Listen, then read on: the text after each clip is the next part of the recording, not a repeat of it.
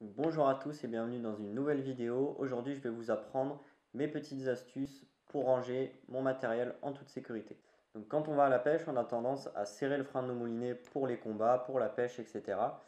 Quand on veut ranger un moulinet, qu'on va le stocker pendant une durée qui est relativement longue, ce qu'il faut faire après chaque sortie, bon, c'est d'abord, si vous pêchez en mer, de le rincer. Mais quelque chose qui est très important, c'est de desserrer le frein jusqu'à ce que ce soit relativement lâche.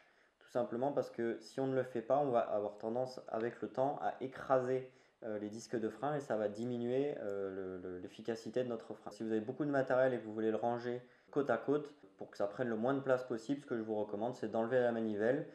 Si vous avez beaucoup de moulinets qui se ressemblent, je vous conseille de mettre un petit scotch dessus et d'écrire au marqueur sur le scotch, pas sur la manivelle évidemment, quel moulinet ça correspond. Et comme ça, à chaque fois que vous voulez aller à la pêche, vous aurez plus qu'à prendre votre moulinet, mettre la manivelle dessus et ça évite aussi pendant le transport de prendre des risques de casser la manivelle si jamais on l'écrase.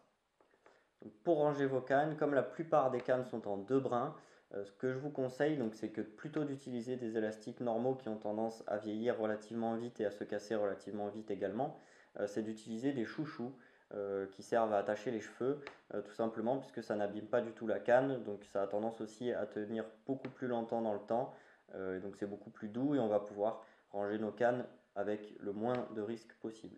Donc pour ranger une canne, on va bien faire attention à ce que les deux brins soient alignés, qu'il n'y ait pas de torsion dans les anneaux ou même dans le blanc de la canne.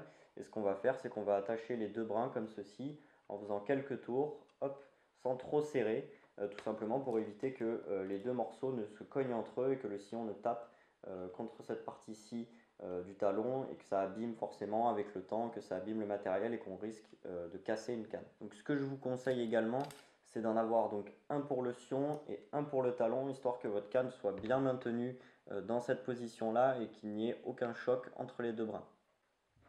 Une autre possibilité pour ranger vos cannes, si vous avez tendance à vous en servir très peu, c'est d'utiliser la housse dans laquelle la canne est vendue, tout simplement puisque c'est quelque chose qui va bien protéger la canne. Même si c'est pas solide, ça va quand même protéger des rayures, ça va protéger un peu des chocs. Ça évitera aussi que les deux brins se choquent entre eux et s'abîment. Voilà pour mes astuces que j'utilise pour ranger mon matériel. J'espère que ça vous aura été utile.